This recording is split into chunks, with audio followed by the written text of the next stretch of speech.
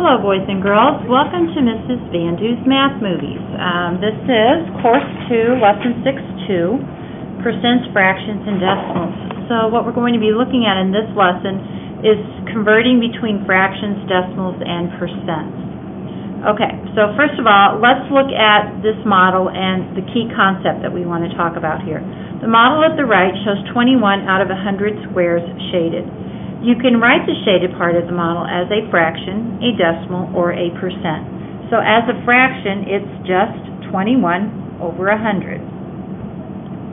As a decimal, 21/100ths is 0.21. As a percent, this is 21%. Okay? So we need to be able to work within these three forms, back and forth and forward and backwards and all of that. They all mean the same thing. Depending on the situation, we're going to need one or the other. So right now, this is mostly focusing on just converting between the types so that we're comfortable doing that before we have to use them in problems. Okay, here we go. Writing decimals as percent. So the first thing you want to do is write 101 thousandths as a percent. So the first thing we'll do is write it as a fraction. So I can take the digits that are behind the decimal, they become my numerator. Oh, let me make that a little bit larger for you. Sorry. They become the numerator. Then this last digit is in the thousandths place, so I'm going to make that over 1,000. Okay, a good check for yourself. If you have 3 digits behind the decimal, your denominator should have 3 zeros behind the 1. Okay, thousandths place as well. Just using place value. Okay, now we want to write an equivalent fraction with 100 in the denominator, because remember, percent means out of 100, or a ratio related back to 100. Sorry, I'm having, maybe it's glare problems. Here we go. Okay, so what that means is now I'm going to divide each, the numerator and the denominator, by 100. When I do that, I get 1.01. Okay. I'm sorry, I need to divide by 10, and I said by 100. I misspoke, because I should get 10.1 in the top. So again, I'm dividing by 10 because I want the bottom number to become 100. Okay, and then 1,000 divided by 10 is 100. Okay.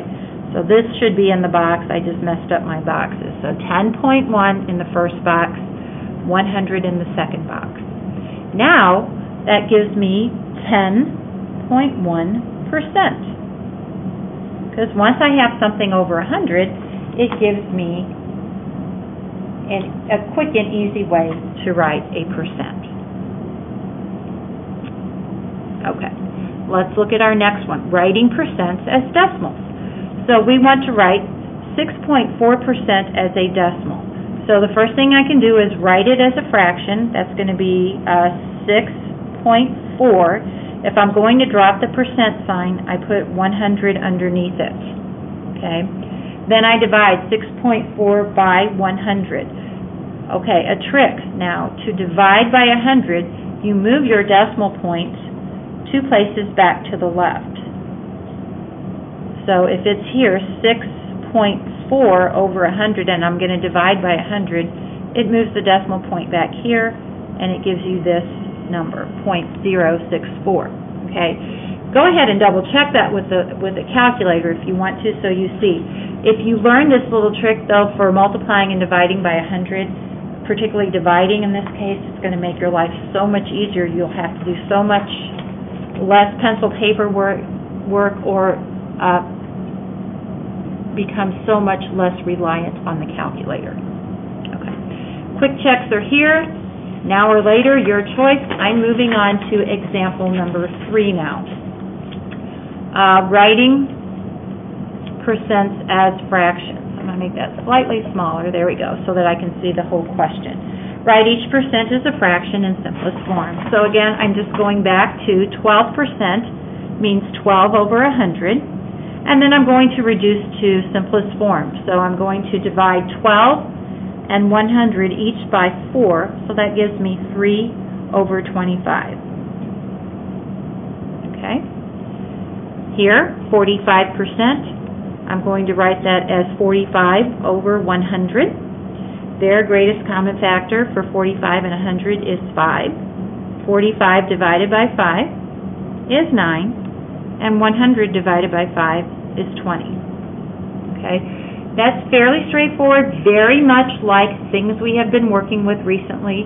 If you felt I went a little too quickly through that, listen to it again now that you have it written down. You can pause and think about it. Use your options that you have to make this workable for you. And finally, ordering rational numbers. If I have the rational numbers 3/5, 2/10, 645 thousandths, and 13%, and I need to order those from least to greatest, probably the most efficient way to do this is to write all of them as decimals, okay? So to write 3/5 as a decimal, remember that means take my numerator and divide by the denominator. So I'm going to take 3 divided by 5, and that's going to give me 0.6. Again, you have your calculator, or you can go pencil paper. Same thing here. Repeat the process with the numbers 2 and 10. Numerator divided by denominator. Heard that many times this year, okay? 2 divided by 10 is 2/10, or 0.2. This number is already a decimal, woohoo, okay?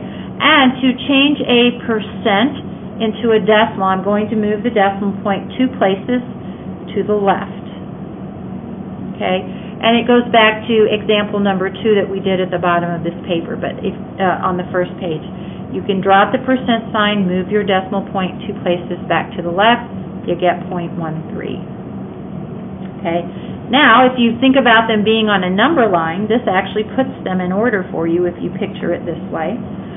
0.13, 0.2, 0.6, and 0.645. This would be the order. Now, I would like you to go back and use the forms in which you were given in the question. So 13% would be our first answer.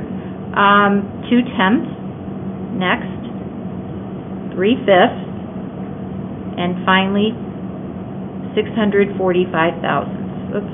This is the correct order. This is the way I would like your answer to look that you would give me. The number line is optional. It can be helpful, but again, you're just ordering them from least to greatest. Okay, at this point, here's your third and fourth quick checks. Please have all of these quick checks completed by class time tomorrow. Also, if there's anything that was confusing to you, be sure that you are making a note of that as you're going through or reviewing. Bring your questions in so we can go over them. I look forward to seeing you soon. Bye now.